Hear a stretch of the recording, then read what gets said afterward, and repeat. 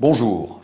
Un phénomène est largement au centre des préoccupations sur les marchés financiers à l'heure actuelle. Il s'agit de la hausse du prix des matières premières. En effet, depuis quelques semaines, on assiste à des tensions relativement significatives sur le prix de plusieurs matières premières, dont les prix des matières premières agricoles, par exemple. Alors, il y a plusieurs raisons à cela. D'abord, le cycle mondial est largement reparti et la demande de matières premières, matériaux de base, métaux industriels, matières premières agricoles s'en est trouvée rehaussée. Concernant les denrées alimentaires, par exemple, l'offre a été un petit peu perturbée par des saisons de récolte moins porteuses. Et puis, il y a toujours une vague de spéculation sur ces marchés puisque les sous-jacents se sont multipliés. La financiarisation des matières premières s'est accentuée ces dernières années. Et d'ailleurs, les gouvernants essaient de limiter un petit peu la spéculation sur ces marchés.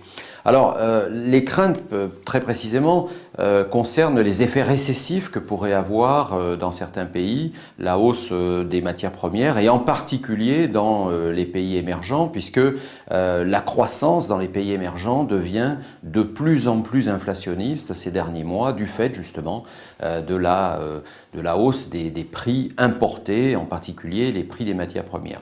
Quand on regarde par exemple pour la Chine ce que cela donne, on s'aperçoit effectivement que l'inflation des prix alimentaires, donc la courbe verte que l'on voit ici, évolue nettement évidemment au niveau de l'inflation générale, mais qu'elle tire l'inflation générale qui se trouve en dessous sur la courbe mauve, et la courbe verte, on le voit, sur la droite du graphique, est en train de réaccélérer très fort, comme ça avait été le cas au milieu en 2008. Donc on a peur effectivement d'un certain nombre de tensions inflationnistes liées à la hausse des produits importés.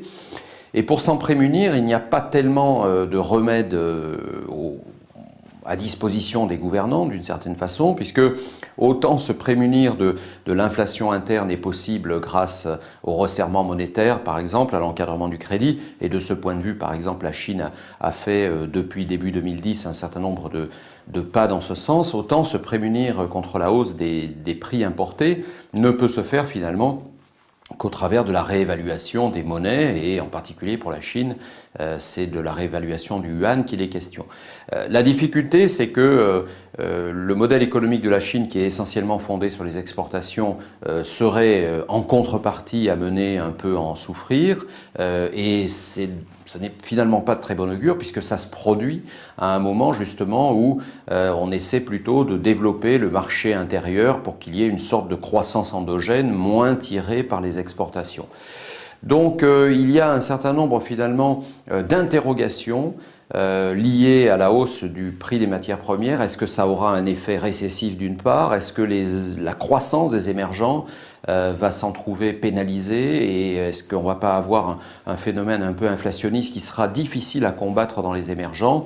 C'est une interrogation qui est à l'heure actuelle au cœur des marchés. Et en termes d'allocation d'actifs, finalement, cela nous amène à dépondérer un petit peu les marchés émergents qui étaient en vogue depuis un certain nombre de mois. Non pas que nous remettions en cause le statut de nouveau monde et de montée en puissance des pays émergents à long terme, donc dans une allocation stratégique, nous continuons d'en porter, mais du point de vue tactique, pour l'ensemble de ces raisons, nous les dépondérons un petit peu.